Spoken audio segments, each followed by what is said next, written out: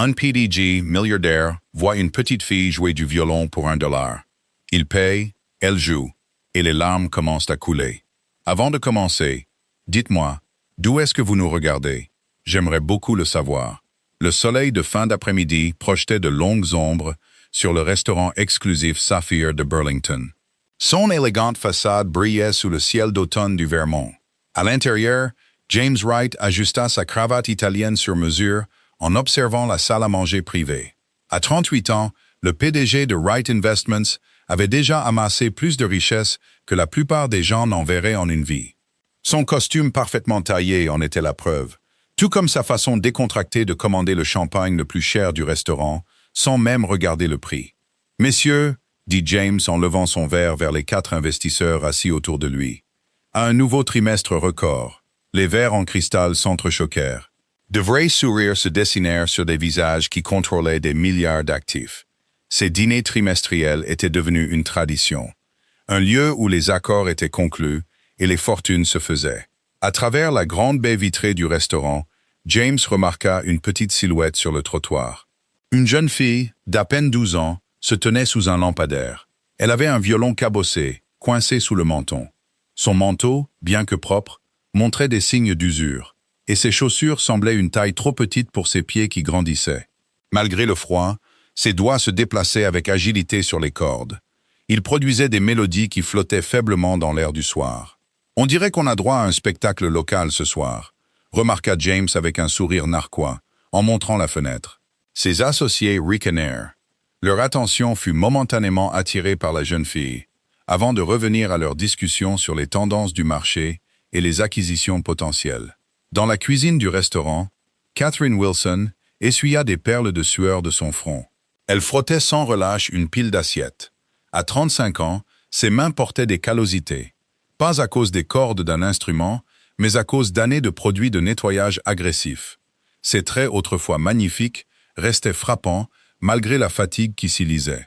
Des pommettes hautes, des yeux expressifs et une allure gracieuse qui semblait en décalage avec son uniforme délavé. 10 ans de travail comme agent d'entretien du restaurant avaient appris à Catherine à être invisible. Elle se déplaçait efficacement dans l'espace, en prenant soin de ne pas attirer l'attention. Son regard se portait parfois vers la fenêtre où jouait sa fille Lucy. Son cœur se gonflait à la fois de fierté et de chagrin. Le vieux violon était le seul lien qui restait à Catherine avec une vie abandonnée depuis longtemps. Une vie où la musique avait autrefois promis un avenir très différent. Lorsque la porte de la cuisine s'ouvrit, Catherine aperçut la salle à manger privée où James et ses associés étaient assis. Elle le reconnut immédiatement grâce aux couvertures de magazines et aux nouvelles locales. Le prodige de la finance, le célibataire le plus convoité de Burlington. L'homme dont le nom ornait le bâtiment même où son modeste appartement occupait un coin du sous-sol. Catherine vérifia sa montre. Lucy devrait bientôt rentrer. La soirée se rafraîchissait. Alors qu'elle se dirigeait vers l'entrée de service pour faire signe à sa fille, elle entendit un des serveurs parler au directeur. « Le monsieur de la table de droite veut que la violoniste entre », murmura le serveur. « Il veut ajouter un peu de divertissement à leur soirée. » Catherine se figea. Son cœur se mit soudain à battre contre ses côtes. Elle se retourna, les yeux écarquillés d'alarme. Elle vit le directeur hocher la tête et se diriger vers la porte d'entrée. Que pouvait bien vouloir un homme comme James Wright à sa Lucy?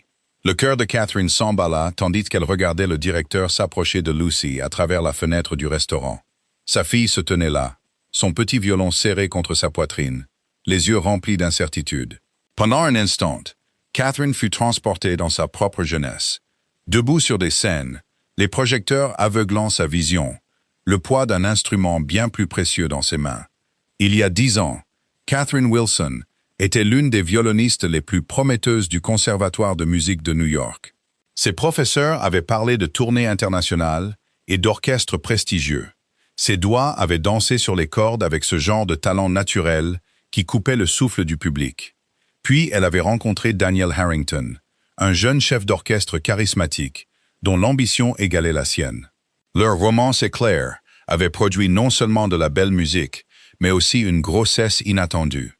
Quand Catherine lui avait annoncé la nouvelle, le visage de Daniel s'était durci. « Ce n'est pas dans mes plans », avait-il simplement dit avant de partir pour toujours. Seule face à des choix impossibles, Catherine avait vu son avenir soigneusement construit s'effondrer. Fini les bourses d'études, fini les récitals, fini les rêves de Carnegie Hall. Elle se souvenait encore du poids de son violon Guarneri bien-aimé, un cadeau de son grand-père. Elle l'avait soigneusement placé dans son étui une dernière fois avant de le mettre en gage pour payer les factures médicales. Ce jour-là, Catherine avait enterré son identité de musicienne en même temps que son cœur brisé. Pourtant, la musique, comme l'amour, refuse de rester silencieuse pour toujours. Dans leur minuscule appartement en sous-sol, pendant les précieuses heures entre ses gardes épuisantes, Catherine avait découvert l'affinité naturelle de Lucy pour la mélodie. Avec un vieux violon d'occasion trouvé dans une boutique de charité, elle commença à transmettre les techniques que ses propres professeurs lui avaient enseignées. « Garde ton poignet souple », murmurait-elle en guidant la petite main de Lucy. « Laisse la musique respirer à travers toi. » Jamais Catherine ne mentionna ses succès passés ou les salles prestigieuses où elle s'était autrefois produite. Ses souvenirs appartenaient à une vie qu'elle avait soigneusement mise de côté pour se protéger des pointes acérées du regret. Maintenant, en regardant Lucy suivre le directeur dans le restaurant, Catherine sentit ses murs commencer à se fissurer. Et si James Wright et ses riches amis se moquaient du jeu de sa fille? Lucy avait du talent, un talent extraordinaire, mais sa technique restait brute sans formation formelle. Catherine abandonna son poste de plonge et se dirigea discrètement vers la salle à manger.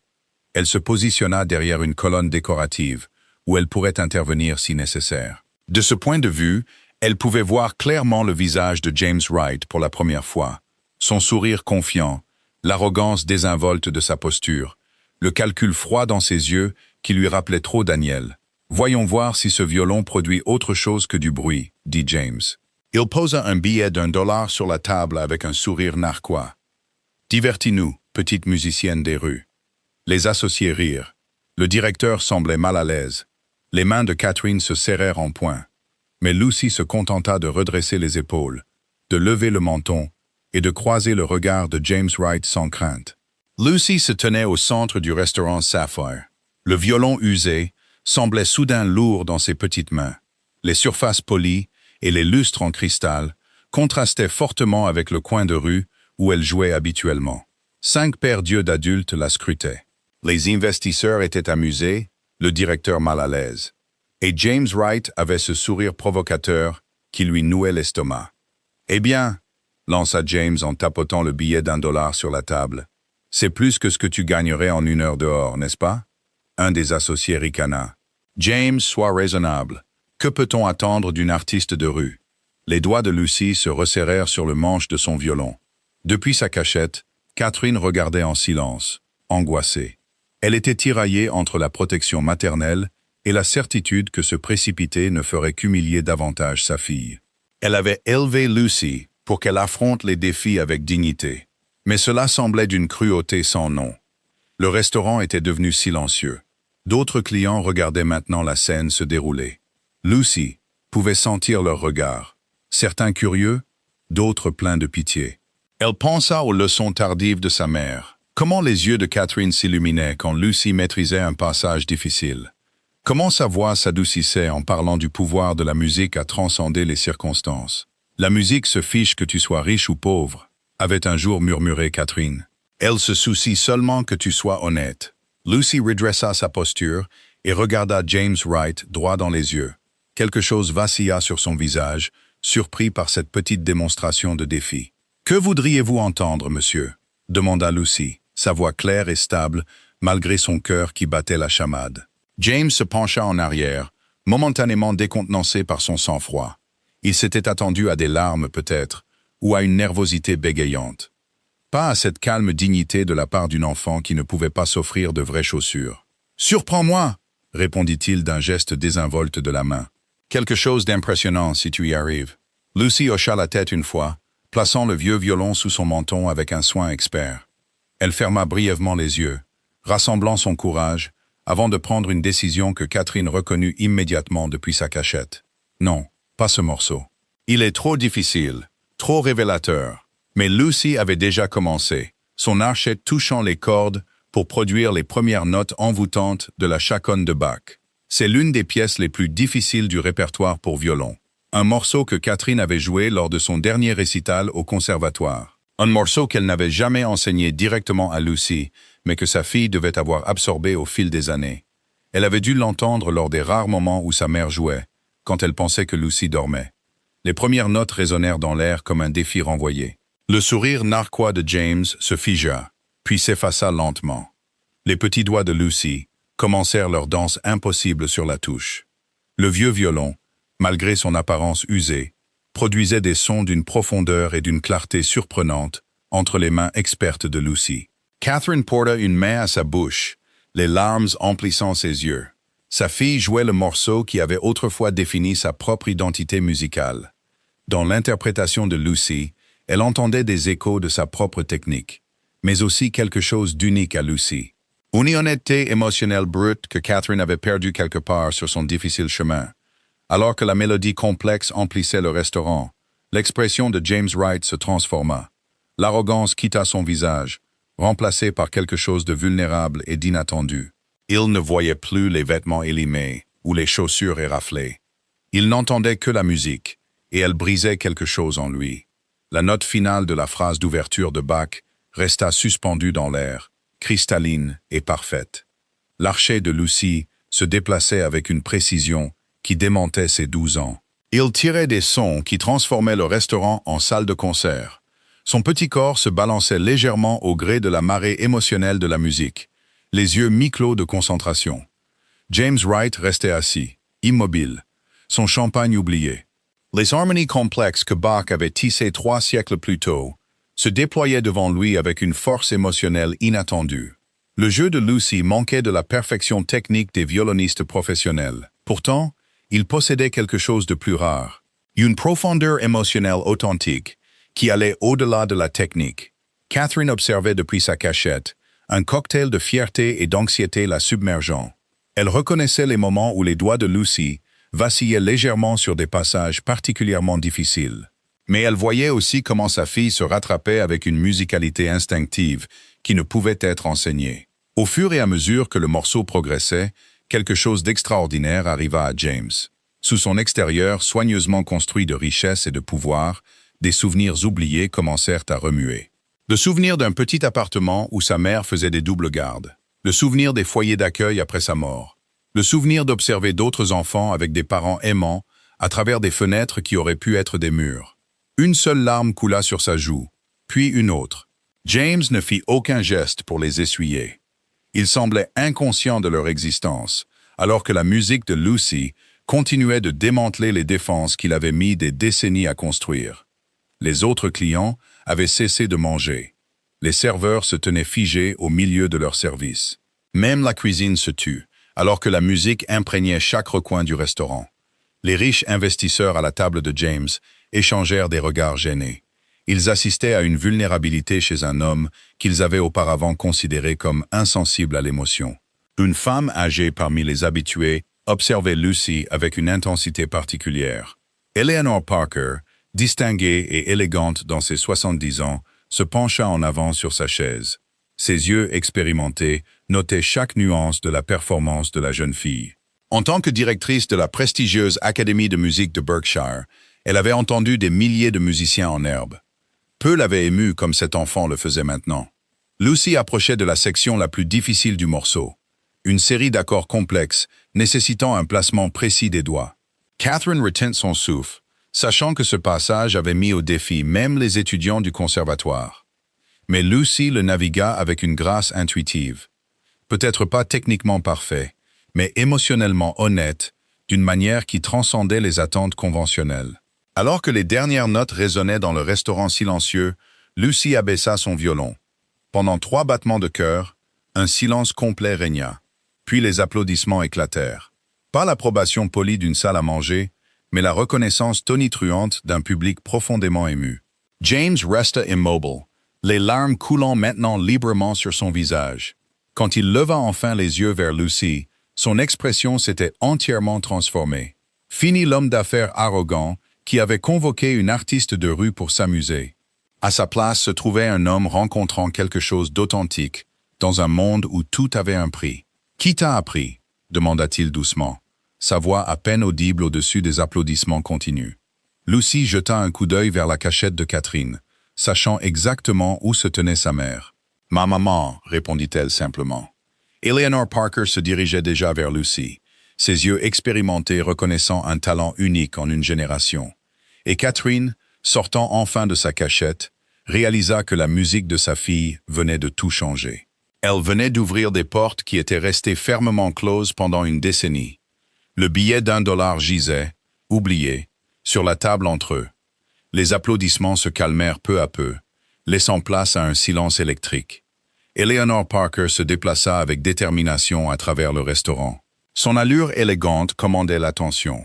À 73 ans, elle se déplaçait avec l'assurance de quelqu'un qui avait passé des décennies en présence de talents extraordinaires. « Ma chère », dit-elle en s'adressant directement à Lucy, « c'était tout à fait remarquable. » Elle se tourna vers Catherine, qui se tenait maintenant près de sa fille, protectrice. Son uniforme de nettoyage contrastait vivement avec l'ensemble sur mesure d'Eleanor. « Vous devez être très fière. » Catherine hocha la tête sans un mot, encore en train de digérer le tournant inattendu des événements.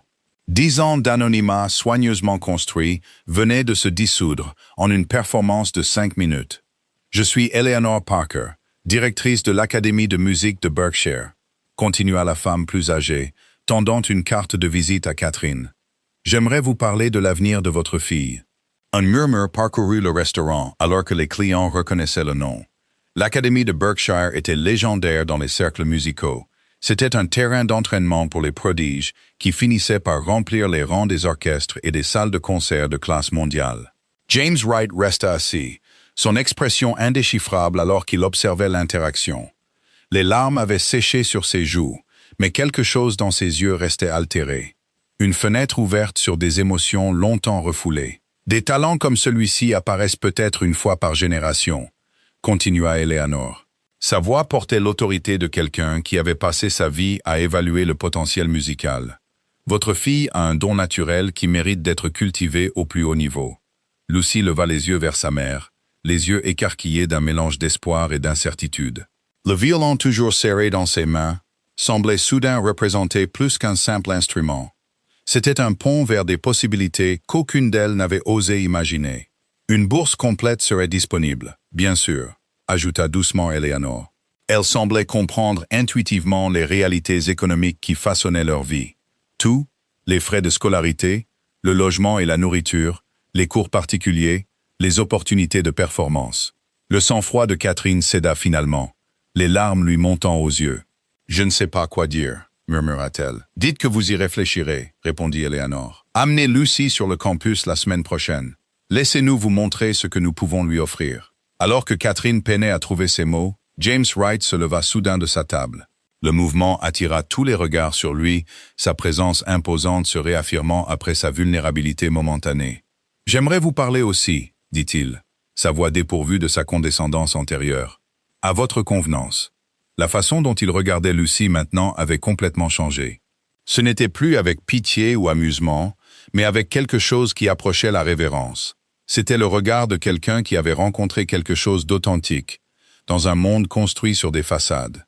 Catherine se rapprocha instinctivement de Lucy, son instinct protecteur s'enflammant. « Merci pour cette opportunité », dit-elle prudemment à Eleanor avant de s'adresser à James avec une civilité froide. « Monsieur Wright, je crois que ma fille a gagné plus qu'$1 pour sa performance ce soir. » Une lueur de honte traversa le visage de James alors qu'il regardait le billet oublié. « En effet, » reconnut-il en attrapant son portefeuille. « Mes excuses pour le malentendu. » Eleanor, sentant la tension, posa une main douce sur l'épaule de Lucy. « Pensez à mon offre, » dit-elle. « Une musique comme la vôtre mérite d'être entendue par le monde. » Alors qu'elle se préparait à partir, Lucy se tourna une dernière fois vers James. « Merci de m'avoir écouté, monsieur, » dit-elle simplement. Sa grâce innée rendait le mot sincère plutôt qu'obligatoire. Le regard de Catherine croisa celui de James à travers la pièce. Un moment de communication silencieuse entre deux personnes dont les mondes avaient été irrévocablement changés par un seul morceau de musique. La lumière du matin filtrait à travers les rideaux usés de l'appartement en sous-sol de Catherine et Lucy. Elle illuminait les grains de poussière, dansant dans l'air. Catherine était assise à leur petite table de cuisine, la carte de visite d'Eleanor Parker entre les doigts. Elle contemplait les événements extraordinaires de la veille. Lucy pratiquait ses gammes dans un coin, sa concentration intacte, malgré l'excitation de la nuit précédente. Le vieux violon chantait sous son toucher, sa voix devenue familière et chère au fil des années de communion quotidienne. Un coup sec à la porte les fit sursauter toutes les deux. Catherine ouvrit la porte et trouva James Wright debout dans le couloir, semblant étrangement déplacé dans son costume de créateur. Le couloir étroit contenait à peine sa présence imposante. « Madame Wilson », dit-il, sa confiance habituelle temporairement minée par l'incertitude. « Puis-je entrer ?» Catherine hésita, puis s'écarta. Alors que James entrait dans leur modeste demeure, ses yeux observèrent tout. Les meubles soigneusement réparés, les étagères construites à partir de caisses, l'espace bien organisé qui parlait de dignité, préservé malgré des moyens limités.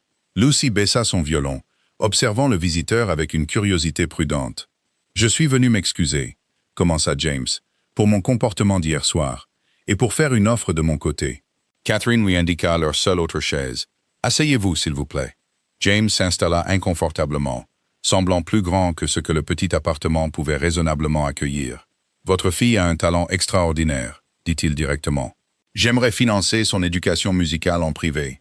Les meilleurs professeurs, un instrument de qualité professionnelle, des opportunités de performance grâce à mes relations. » L'expression de Catherine resta sur la réserve. Madame Parker a déjà offert à Lucy une bourse pour l'Académie de Berkshire. « Mes ressources pourraient offrir plus », rétorqua James. « Des cours particuliers, des masterclass internationales, des compétitions à l'étranger. Considérez cela comme un investissement dans son avenir. » Le mot « investissement » attira l'attention de Catherine. Au cours de sa décennie, à naviguer dans les méandres de la pauvreté, elle avait appris à reconnaître quand la générosité avait un coût caché. « Pourquoi ?» demanda-t-elle simplement.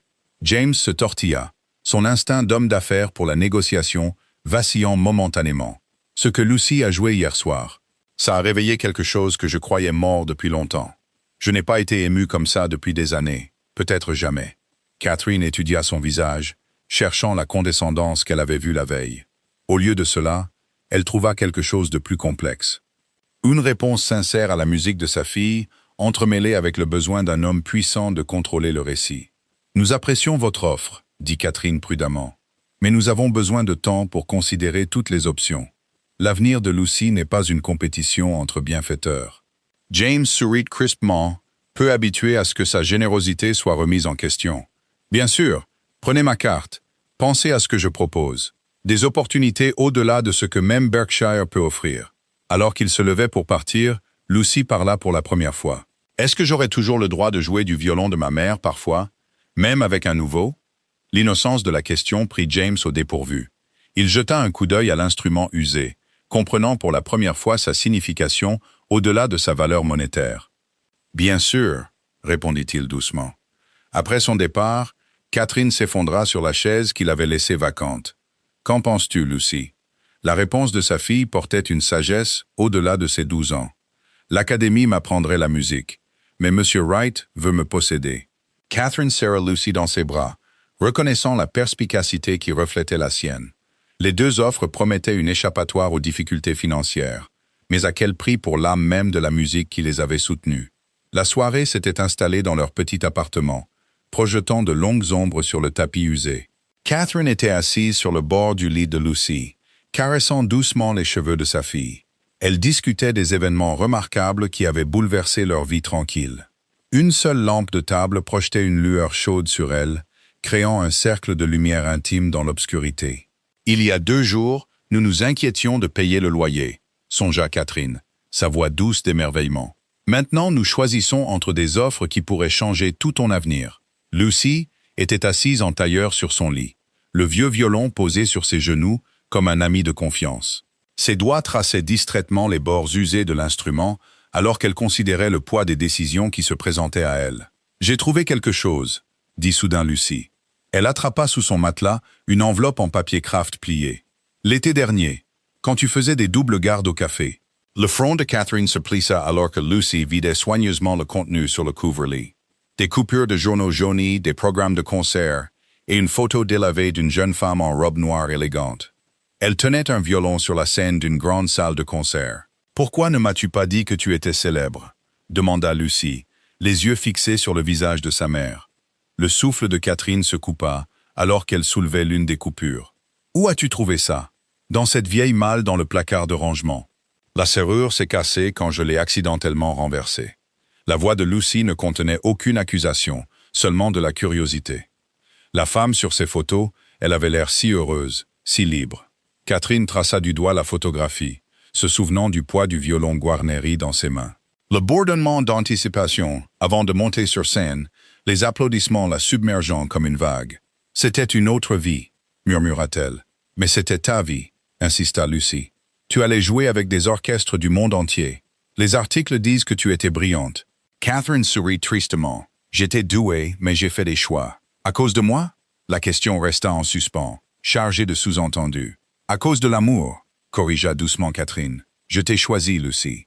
Pas une seule fois, mais chaque jour depuis. » Elle rassembla les coupures avec des mains tremblantes. Je n'ai jamais regretté ce choix, pas un seul instant. Elles restèrent assises en silence pendant un moment, le poids du passé s'installant autour d'elles comme une couverture familière. « Parle-moi de mon père », dit finalement Lucy. « Est-ce qu'il est aussi dans ces coupures ?» Catherine hésita, puis hocha lentement la tête. Daniel Harrington. Il était chef d'orchestre, brillant, charismatique, destiné à la grandeur. Nous étions jeunes, passionnés de musique, certains que nous allions conquérir le monde ensemble. Que s'est-il passé? Il a fait un choix différent. La voix de Catherine resta neutre, soigneusement dépouillée d'amertume par des années de retenue pratiquée. Sa carrière décollait à peine. Un enfant ne faisait pas partie de son plan. Est-ce qu'il sait pour moi? La question de Lucy était calme, mais directe. Non. Catherine rencontra le regard de sa fille avec fermeté. C'était mon choix aussi. Je ne voulais pas que tu grandisses en te sentant non désirée par lui. Tu as toujours été désirée, Lucy. Toujours aimée. Lucy traita cette information avec un calme remarquable. Après un moment de réflexion, elle revint à la question plus immédiate. Que devrions-nous faire à propos des offres? L'Académie de Berkshire ou M. Wright? Catherine apprécia la nature pratique de sa fille, si semblable à la sienne. Qu'en penses-tu? L'Académie a d'autres étudiants, une communauté, raisonna Lucy. Avec M. Wright, je serai seule, juste son projet. Elle chercha les mots justes. Hier au restaurant, il m'a regardé différemment après que j'ai joué. Plus comme si j'étais juste une pauvre gamine. J'ai remarqué ça aussi, acquiesça Catherine. La musique peut faire ça, révéler notre humanité les uns aux autres. Mais je ne lui fais toujours pas confiance, continua Lucy avec une perspicacité surprenante. C'est comme s'il voulait posséder le sentiment que ma musique lui a donné. Madame Parker veut juste m'enseigner. Catherine hocha la tête, à la fois fière et légèrement troublée par la perspicacité de sa fille. L'Académie fournirait une structure, une discipline, des pairs, une éducation complète. L'offre de M. Wright est plus personnalisée, mais aussi plus contrôlante. Je pense que je veux aller à Berkshire, dit Lucy après une pause réfléchie. Mais j'ai peur aussi. Je n'ai jamais été loin de toi. Catherine serra sa fille contre elle, inhalant l'odeur familière de ses cheveux. Tu ne seras jamais vraiment loin de moi. La musique nous relie, peu importe la distance. Lucy se blottait contre l'épaule de sa mère. Est-ce que tu recommenceras à jouer? Ton vrai violon est parti, mais tu pourrais utiliser le mien parfois. La question transperça le cœur de Catherine avec une force inattendue. Pendant 10 ans, elle avait gardé son moi musical enfermé.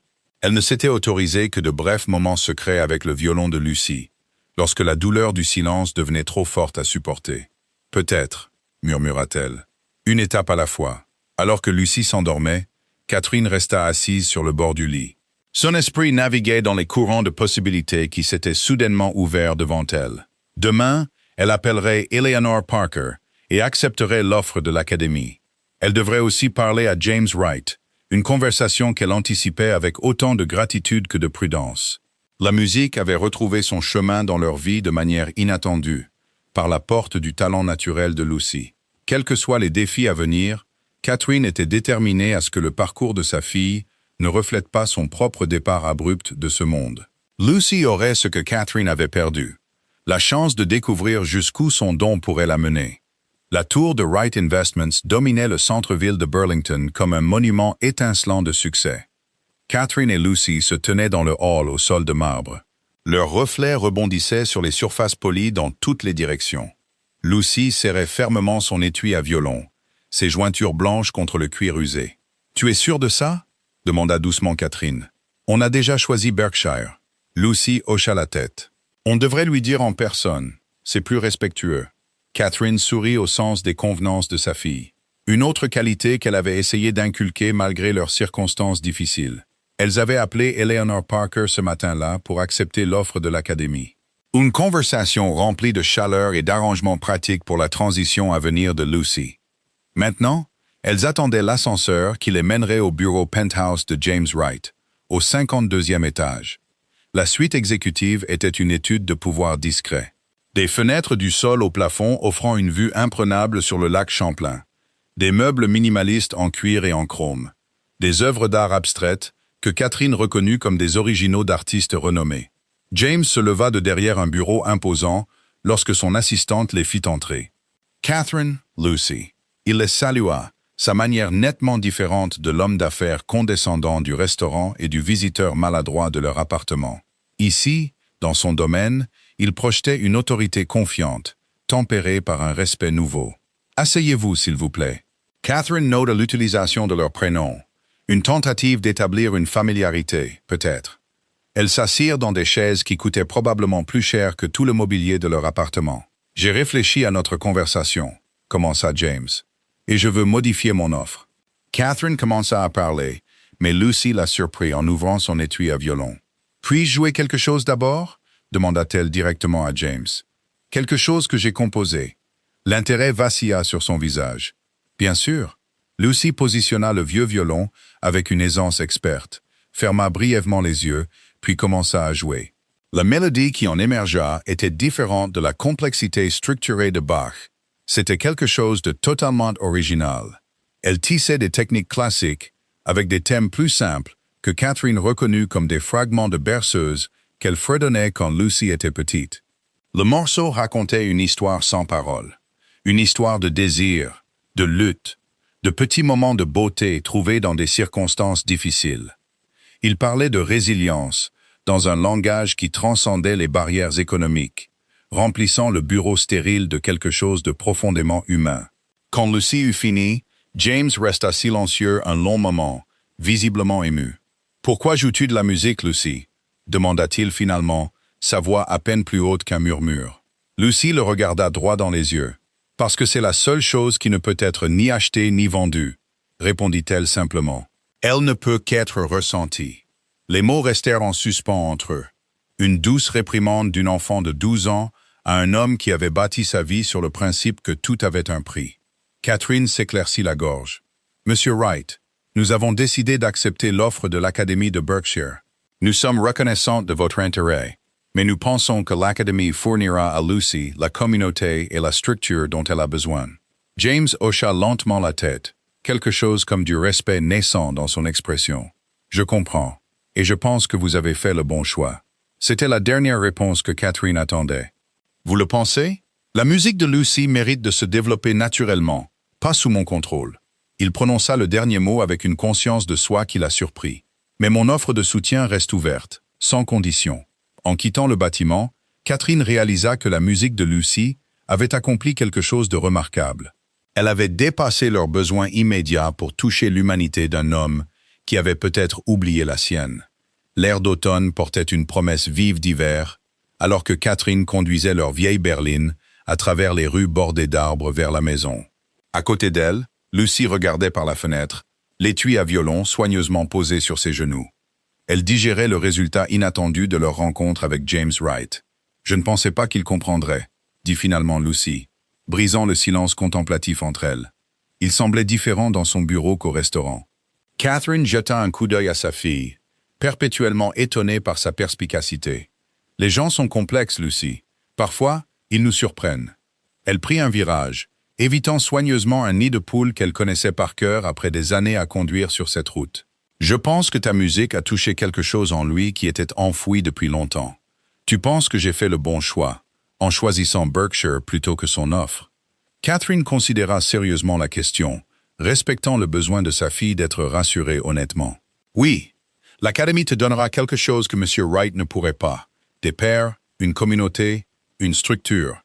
La musique n'est pas censée se développer dans l'isolement. » Plus tard dans la soirée, Catherine appela Eleanor Parker pour finaliser leur acceptation.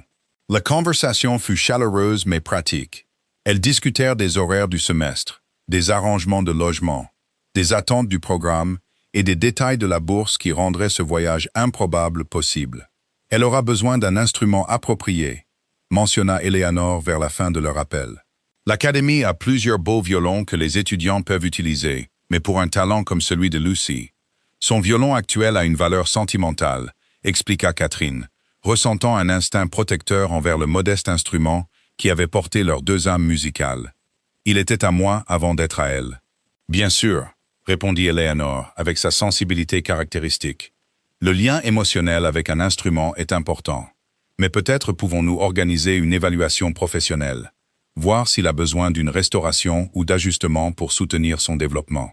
Le lendemain matin, apporta une enveloppe inattendue livrée à leur porte. Du papier épais de couleur crème portant l'entête de Wright Investments. Catherine l'ouvrit avec une curiosité prudente.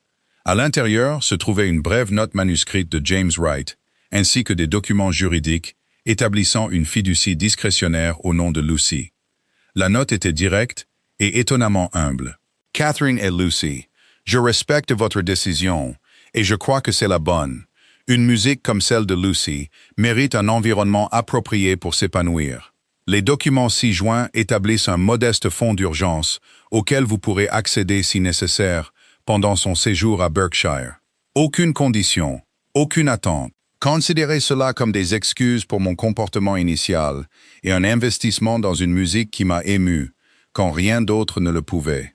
Avec respect, James Wright. » Catherine examina attentivement les documents. Ses années à naviguer dans les difficultés lui avaient appris à examiner toute offre pour y déceler des conditions cachées. À sa surprise, l'arrangement était exactement comme décrit.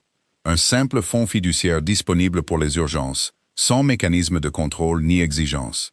Quand elle montra la lettre à Lucy, la réponse de sa fille fut typiquement réfléchie. « Il apprend ?» dit-elle simplement. Alors qu'octobre avançait, les préparatifs pour l'inscription de Lucy en janvier à Berkshire s'intensifièrent. Il y avait des formulaires à remplir, des examens médicaux à programmer et la logistique pratique de la préparation d'une enfant de 12 ans pour son premier long séjour loin de la maison. Eleanor devint une visiteuse fréquente, apportant des brochures d'information, organisant une visite du campus et répondant aux innombrables questions qui surgissaient.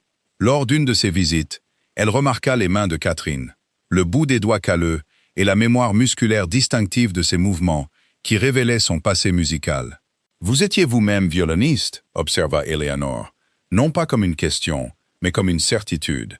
Catherine hocha la tête, mal à l'aise avec cette attention. « Il y a une éternité. La base technique que Lucy montre, c'est extraordinaire pour quelqu'un sans formation formelle. Vous devez avoir été son professeur. »« Je lui ai appris ce que je pouvais », reconnut Catherine, entre deux gardes. Eleanor l'étudia avec une nouvelle compréhension. « Pourrais-je vous demander où vous avez étudié? Votre technique, même visible dans le jeu de Lucy, suggère une formation classique. » Catherine hésita, puis décida que cacher son passé ne servait plus à rien. « Conservatoire de New York.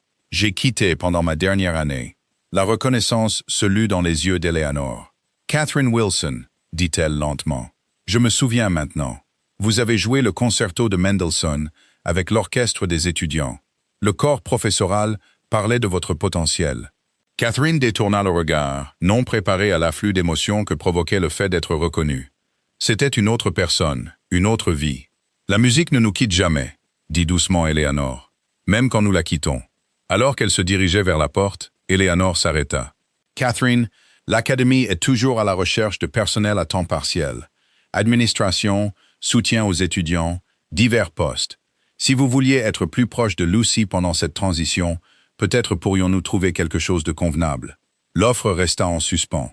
Pas la charité, mais une possibilité.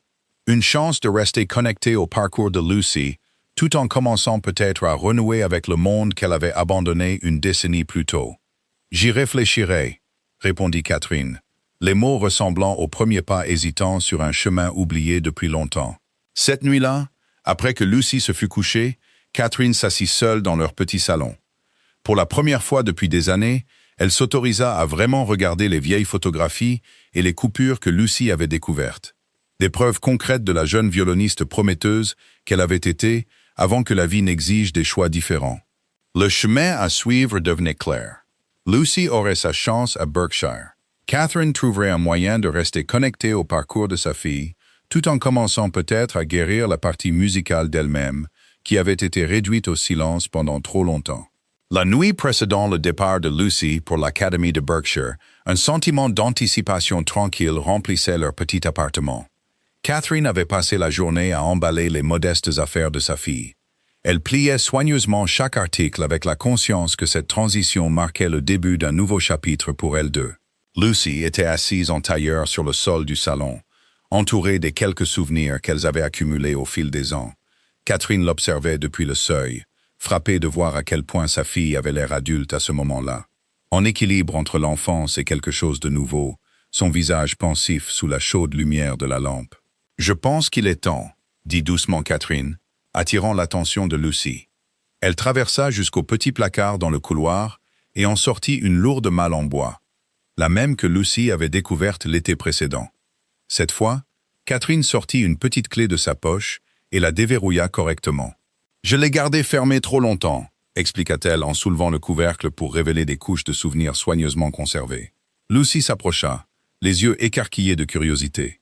Catherine commença à retirer les objets un par un, chacun étant un morceau de la vie qu'elle avait laissé derrière elle. D'abord vint un portfolio en cuir contenant des programmes de concerts, Philharmonique de New York, récital au Carnegie Hall, compétitions internationales de jeunes à Vienne et à Prague. Lucy traça le nom imprimé avec émerveillement. « Catherine Wilson, violon. Tu as joué dans tous ces endroits ?» demanda-t-elle, la voix basse d'admiration. Catherine hocha la tête, continuant de déballer la malle. Elle sortit un étui doublé de velours, bien plus fin que celui qui abritait l'instrument de Lucy.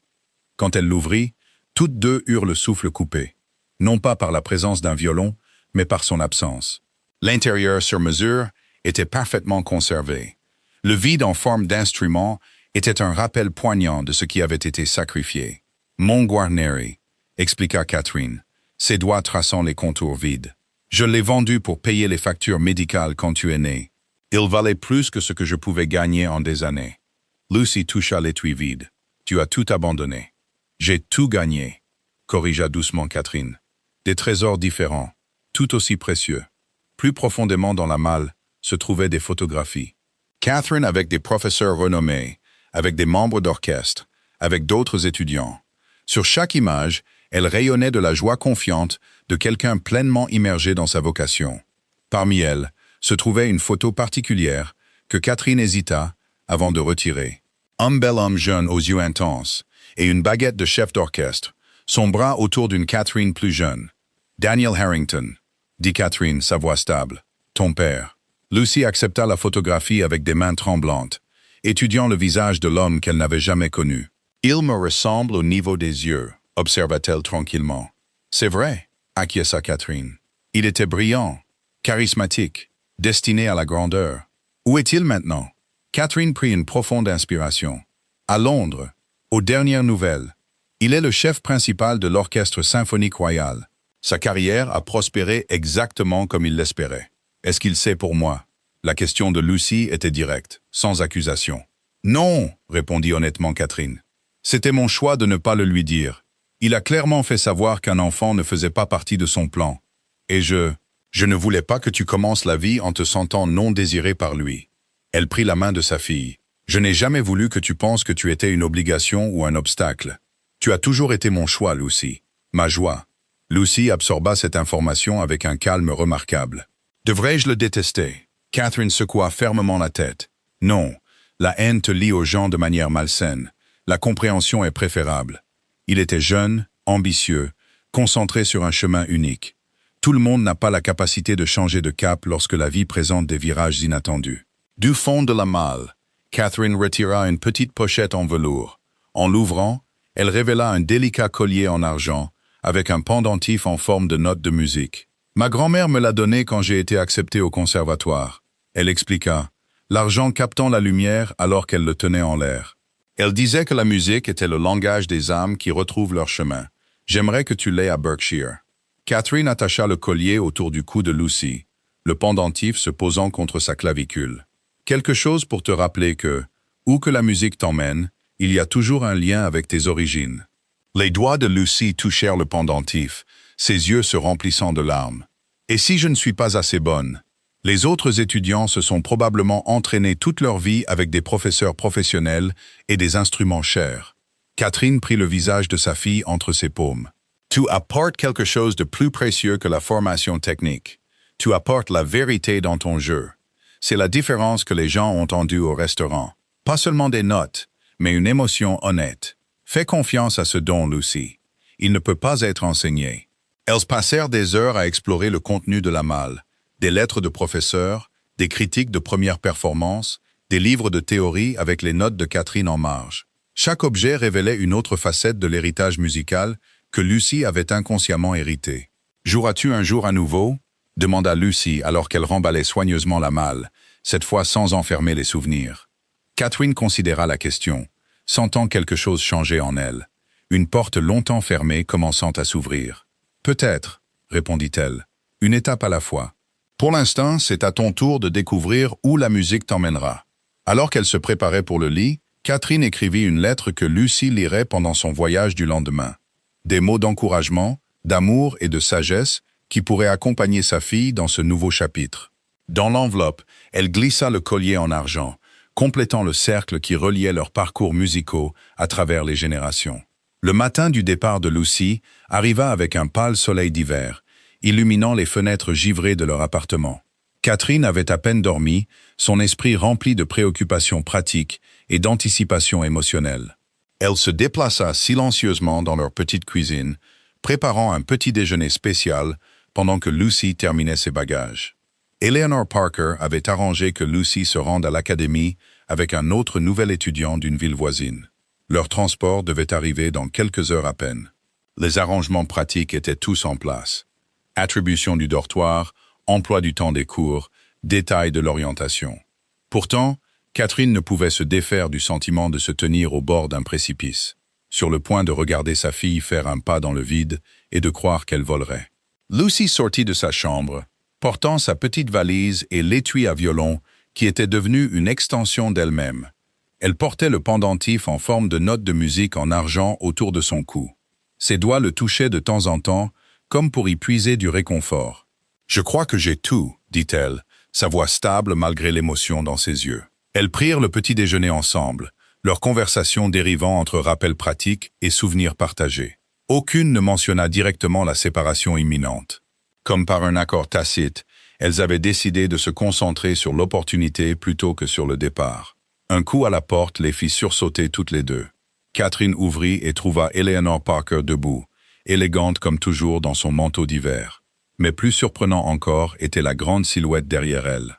James Wright, l'air légèrement mal à l'aise mais déterminé. « J'espère que nous ne dérangeons pas, » dit chaleureusement Eleanor. « Je voulais vérifier que tout était en ordre pour le voyage de Lucy. » Catherine les fit entrer, remarquant le paquet emballé que James portait. Ils se tenaient un peu maladroitement dans leur petit salon. Sa présence puissante était adoucie par une pointe d'humilité qui n'était pas là lors de leur première rencontre. « J'ai apporté quelque chose pour Lucy, » expliqua-t-il en offrant le paquet. « Pas le violon cher que j'avais mentionné. Je comprends maintenant pourquoi votre instrument actuel est important. C'est quelque chose de différent. » Lucy déballa soigneusement le cadeau pour révéler un étui à violon magnifiquement conçu. Pas ostentatoire, mais fait de cuir fin avec un artisanat subtil qui parlait de qualité et de durabilité. À l'intérieur, l'aménagement sur mesure était conçu pour contenir parfaitement son violon existant. Il y avait des compartiments pour la colophane, les cordes supplémentaires et les partitions. « Ton violon mérite une protection adéquate pour son voyage », dit simplement James. L'artisan a ajouté un rembourrage spécial pour s'adapter à ses dimensions particulières. La prévenance du cadeau. Reconnaissant l'importance du lien de Lucy avec son instrument plutôt que d'essayer de le remplacer, en disait long sur la façon dont James avait été changé par leurs brèves mais significatives interactions. Alors que l'heure du départ approchait, Catherine tendit une enveloppe à Lucy. « Pour le voyage, dit-elle doucement. Ouvre-la quand tu seras en route. » Leurs adieux à la gare routière furent à la fois brefs et profonds. Une étreinte féroce remplie d'émotions inexprimées, de promesses d'appeler, de réassurances que les vacances de Noël arriveraient avant qu'elle ne s'en rende compte. Eleanor guida discrètement Lucy vers le véhicule qui attendait pendant que James se tenait respectueusement à l'écart, laissant à la mère et à la fille leur moment privé. Alors que le bus s'éloignait, Catherine sentit une sensation de vide s'étendre dans sa poitrine. La fierté et le chagrin se mêlaient à parts égales. Elle avait passé 12 ans à se définir principalement comme la mère de Lucy. Maintenant, elle devrait redécouvrir qui Catherine Wilson pourrait devenir. Alors que le bus transportant Lucy vers l'Académie de Berkshire serpentait à travers la campagne du Vermont, elle ouvrit enfin l'enveloppe que sa mère lui avait donnée. À l'intérieur se trouvait une lettre manuscrite. L'écriture soignée si familière qu'elle lui serra le cœur d'un soudain mal du pays. « Ma très chère Lucy, au moment où tu liras ceci, tu seras en route vers un nouveau chapitre de ta vie. Un chapitre rempli d'opportunités dont je ne pouvais que rêver pour toi. La distance entre nous aujourd'hui semble énorme, mais sache qu'aucune séparation physique ne peut affaiblir le lien que nous partageons à travers la musique et l'amour. Tu portes en toi non seulement ton propre talent remarquable, mais aussi un héritage musical qui traverse les générations de notre famille. Le pendentif autour de ton cou appartenait à ma grand-mère, qui me l'a donné quand j'ai commencé mon propre parcours musical. Maintenant, il continue avec toi. Un petit rappel que tu n'es jamais vraiment seul. Il y aura des jours difficiles. Tu rencontreras des étudiants qui ont eu des avantages que tu n'as pas eus. Des années de formation formelle, des instruments chers, des familles avec des relations dans le milieu musical. Souviens-toi que ce qui rend ton jeu spécial n'est pas la perfection technique, mais la vérité émotionnelle que tu apportes à chaque note. Cela ne peut être ni enseigné, ni acheté. Cela vient du fait de vivre authentiquement et d'embrasser à la fois la joie et les épreuves comme faisant partie de la mélodie complexe de la vie. Je ne te l'ai jamais dit avant, mais la nuit de ta naissance, je t'ai fredonné l'air de Bach pendant des heures alors que tu dormais dans mes bras. Même alors, à quelques heures à peine, tu semblais répondre à la musique, ton petit visage se détendant en paix à chaque phrase. C'est peut-être à ce moment-là que ton propre voyage musical a commencé. Quand tu joues, ne pense pas à impressionner les autres ou à concourir pour la reconnaissance. Joue pour la pure joie d'apporter de la beauté dans le monde. Joue pour toi, joue pour moi, joue pour quiconque a besoin de se rappeler que certaines choses dans la vie transcendent nos luttes quotidiennes. La musique a ce pouvoir de nous élever au-dessus de nos circonstances, ne serait-ce que pour un moment. Je suis si fier de toi, Lucy. Pas seulement pour ton talent, mais pour ta gentillesse, ta perception, ta résilience. Ces qualités te serviront bien à Berkshire et tout au long de ta vie. Fais-toi confiance, fais confiance à ton don, et sache que quoi qu'il arrive, tu as toujours une place dans mon cœur. Tout mon amour, maman. Replié dans la lettre se trouvait le pendentif en forme de note de musique en argent que Catherine lui avait montré la veille. Lucy l'attacha soigneusement autour de son cou, ses doigts s'attardant sur l'argent froid, alors qu'elle regardait le paysage familier de son enfance s'éloigner par la fenêtre du bus. L'autre étudiant en route pour Berkshire, un garçon de son âge avec un étui de violoncelle à côté de lui, jeta un regard curieux. « Premier semestre » demanda-t-il. Lucy hocha la tête, soudainement timide. « Moi aussi » dit-il avec un sourire nerveux. « Je m'appelle Thomas. »« Lucy » répondit-elle, sa main touchant instinctivement le pendentif pour se rassurer. « Tu penses que ce sera difficile ? Berkshire, je veux dire. » Thomas considéra sérieusement la question. « Probablement. Mon professeur dit que toutes les choses qui en valent la peine le sont. » Il désigna son étui à violon. « De quoi joues-tu » Lucy pensa à la lettre de sa mère, à la vérité dans la musique, à l'authenticité. « De Bach principalement, répondit-elle. Et mes propres compositions. Parfois tu composes. » Thomas semblait impressionné. Lucy hocha la tête, sentant une petite étincelle de confiance. Peut-être avait-elle quelque chose de précieux à offrir à Berkshire après tout. Alors que le bus poursuivait son voyage vers sa nouvelle vie, Lucy replia soigneusement la lettre de sa mère et la plaça dans son étui à violon à côté de ses partitions les plus précieuses. L'anxiété qui montait en elle ne disparut pas, mais elle se transforma en quelque chose de plus gérable, une détermination tranquille à honorer à la fois les opportunités à venir et l'amour qui les avait rendues possibles. À des kilomètres derrière elle, Catherine se tenait seule dans leur appartement, entourée par le silence que l'absence de Lucy laissait derrière elle. Elle regarda la vieille malle qui ne contenait plus de souvenirs enfermés, puis le téléphone qui la connecterait à Eleanor Parker et à la possibilité d'un poste à Berkshire. Après une décennie à regarder en arrière, Catherine se retrouva à regarder prudemment vers l'avant, considérant ce qui pourrait encore être possible. L'Académie de musique de Berkshire ressemblait à une vision d'une autre époque. Un vaste campus de bâtiments couverts de lierre, des terrains manucurés et la mélodie constante d'instruments flottants par les fenêtres ouvertes. Lucy serra son étui à violon en suivant le guide d'orientation à travers des couloirs de marbre ornés de portraits d'anciens élèves célèbres et de membres distingués du corps professoral. Tout à Berkshire l'intimidait. Les étudiants élégants qui se déplaçaient avec une confiance étudiée, les instruments coûteux déballés dans les dortoirs, les conversations désinvoltes sur les masterclass d'été, à Vienne et à Prague. Les baskets usées et les vêtements simples de Lucy la marquaient immédiatement comme différente. Sa chambre de dortoir était petite mais confortable, conçue pour la pratique concentrée plutôt que pour la socialisation.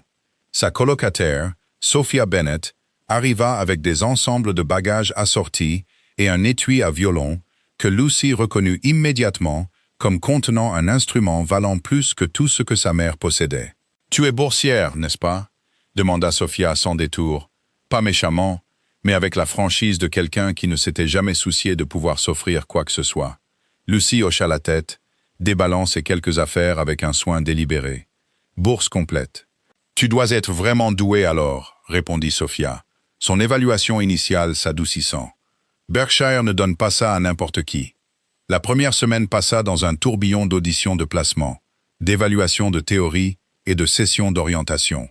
Les lacunes techniques de Lucy devinrent immédiatement apparentes lorsqu'on les comparait à celles de ses pairs qui avaient étudié avec des professeurs particuliers depuis leur plus jeune âge. Le Dr Harrison, le sévère professeur de violon désigné comme son instructeur principal, ne mâcha pas ses mots lors de leur première session. Votre intonation a besoin d'être affinée. Votre technique d'archet est inconstante et votre compréhension de la théorie est au mieux rudimentaire, dit-il, la regardant par-dessus ses lunettes à monture métallique. Puis, de manière inattendue, son expression s'adoucit. Mais quand vous jouez Bach, quelque chose d'extraordinaire se produit. Vous avez ce qui manque à beaucoup de mes étudiants techniquement parfaits. Une musicalité innée qui ne peut être enseignée. Il tapota pensivement son crayon contre le pupitre. Vous jouez avec votre cœur, mais maintenant vous devez apprendre à jouer avec votre esprit aussi. Ce ne sera pas facile. Lucy hocha la tête, retenant des larmes de soulagement et d'anxiété. Je travaillerai plus dur que n'importe qui. Je crois que vous le ferez, répondit le Dr Harrison. Commençons par la bonne posture. Les jours établirent rapidement un rythme exigeant.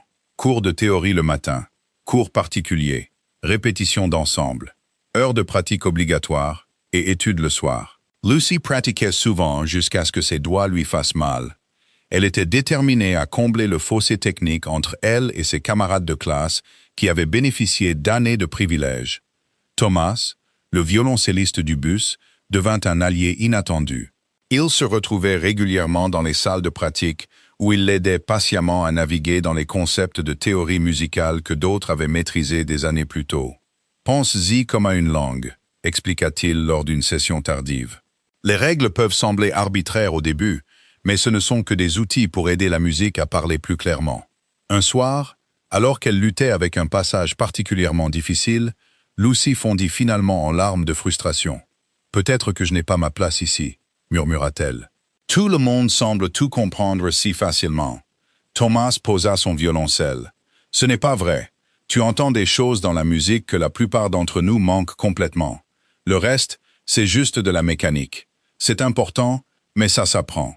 On ne peut pas apprendre à quelqu'un à ressentir la musique comme tu le fais. » Pour la première fois depuis son arrivée à Berkshire, Lucy s'autorisa à croire que peut-être son chemin différent n'était pas un désavantage après tout, mais simplement un autre type de préparation pour le voyage à venir. Les mois d'hiver à l'Académie de Berkshire se transformèrent en printemps, apportant avec eux des changements remarquables pour Lucy. Les pièces techniquement difficiles, qui semblaient autrefois impossibles, cédaient maintenant à sa pratique persistante. Le Dr Harrison nota ses progrès avec de rares mots d'éloge lors de leur session. Son œil critique s'adoucissait à mesure que le dévouement de Lucy commençait à produire des résultats tangibles. « Vos interprétations de Bach ont toujours été exceptionnelles, remarqua-t-il un après-midi. Mais maintenant, votre technique commence à rattraper votre musicalité. C'est la combinaison qui crée des performances vraiment mémorables. » Lucy chérissait ses petites victoires, les documentant soigneusement dans ses appels téléphoniques hebdomadaires avec Catherine. Ces appels devinrent des points d'ancrage dans leurs deux vies. 30 précieuses minutes chaque dimanche soir où elle comblait la distance physique entre elles avec des histoires partagées et des encouragements mutuels. Catherine avait accepté l'offre d'emploi d'Eleanor Parker, travaillant dans les services aux étudiants à Berkshire 3 jours par semaine. Bien qu'elle n'interagisse pas directement avec l'emploi du temps académique de Lucy, sa présence sur le campus leur apportait du réconfort à toutes les deux. Parfois, elle se retrouvait pour des déjeuners rapides entre les gardes de Catherine et les cours de Lucy. De brefs intermèdes qui renforçaient leur relation en évolution, alors que Lucy devenait de plus en plus indépendante. « J'entends à quel point tu as grandi », observa Catherine lors d'un de ces déjeuners, après que Lucy lui eut montré un passage difficile qu'elle avait maîtrisé. Pas seulement techniquement, mais dans ta confiance. L'amitié de Lucy avec Thomas s'approfondit au fil du semestre. Son approche méthodique de la musique complétait son style intuitif, et ils pratiquaient souvent ensemble dans les coins plus calmes du campus. Le milieu familial de Thomas n'aurait pas pu être plus différent de celui de Lucy. Des générations de musiciens, un père qui dirigeait un orchestre symphonique régional, une maison remplie d'instruments et d'histoires musicales. Pourtant, il ne fit jamais sentir à Lucy qu'elle était inférieure, à cause de son parcours non conventionnel. « Mon père dit que la plupart des écoles de musique produisent des techniciens parfaits qui n'émeuvent jamais le public, » lui dit-il une fois. « Il dirait que tu as déjà compris la partie la plus difficile. » James Wright resta une présence périphérique surprenante dans leur vie. Fidèle à sa parole, il avait établi le fonds fiduciaire sans condition, mais son implication s'étendait au-delà du soutien financier. Parfois, il envoyait des articles sur des compositeurs ou des performances historiques qu'il pensait pouvoir intéresser Lucy. Catherine recevait ces petits gestes avec une appréciation prudente, reconnaissant la transformation sincère de l'homme qui avait autrefois raillé la performance de rue de sa fille. Alors que la fin du semestre de printemps approchait, Lucy se concentra de plus en plus sur le développement d'une composition originale pour le concert d'hiver, la vitrine étudiante la plus prestigieuse de l'Académie. Sa pièce, qu'elle intitula provisoirement « L'arme pour $1 », tissait des éléments de Bach avec des thèmes mélodiques de sa propre expérience. La composition racontait une histoire sans parole, de barrières franchies, de la musique comme langage universel, de la beauté émergeant de lieux inattendus. « Il faut que ce soit honnête », expliqua Lucy à Thomas alors qu'elle travaillait sur des sections difficiles. Pas seulement techniquement correct, mais vrai. Le Dr. Harrison supervisa son travail de composition avec une patience inhabituelle, reconnaissant que le processus créatif de Lucy différait de son approche plus structurée. Cette pièce a quelque chose que beaucoup de compositions d'étudiants n'ont pas, admit-il, après avoir examiné ses progrès. Elle a une voix authentique. Lorsque Catherine vint pour le week-end des parents à la fin du printemps, elle fut stupéfaite par la transformation de Lucy. Sa fille se tenait plus droite, se déplaçait avec plus de confiance et jouait avec une maîtrise technique qui complétait son expressivité naturelle.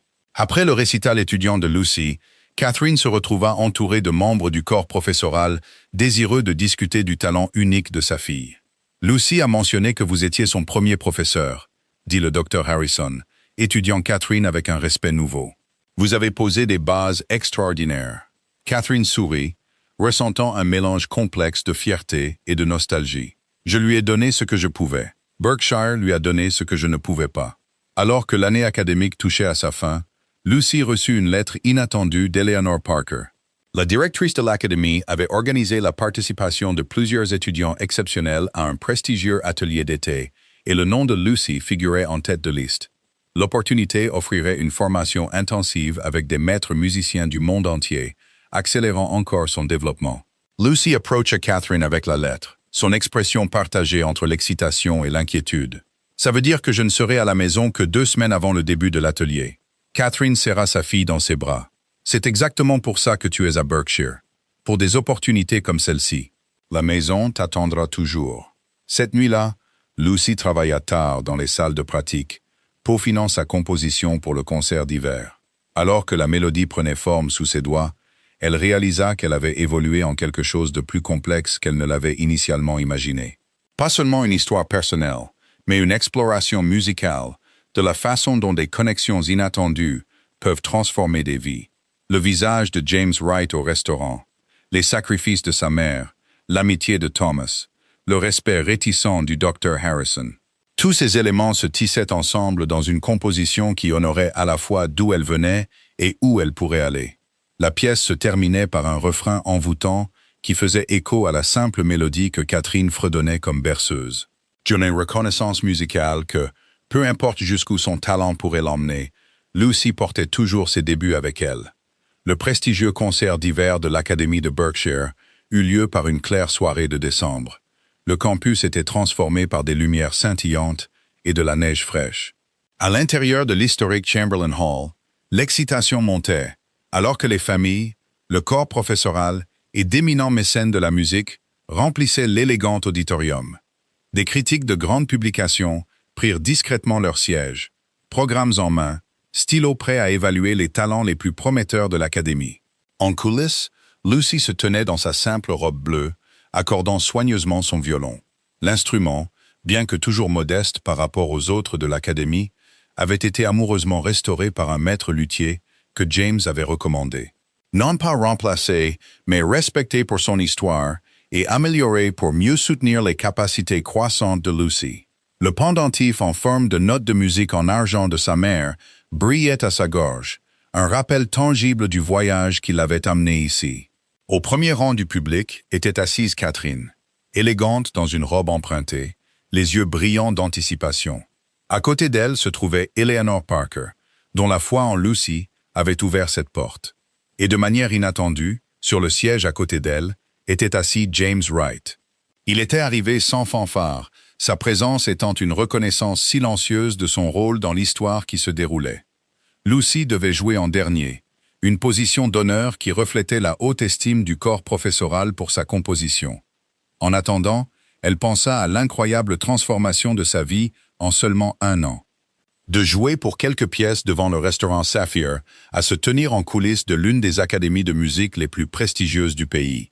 Sur le point d'interpréter son œuvre originale devant un public de musiciens et de critiques exigeants. Thomas la trouva dans un moment de calme avant l'appel final. « Nerveuse ?» demanda-t-il. Sa propre performance au violoncelle s'étant terminée plus tôt, sous des applaudissements enthousiastes. Lucy sourit. Pas de jouer, juste de dire la vérité. Ta vérité est ce qui rend ta musique spéciale, lui rappela-t-il.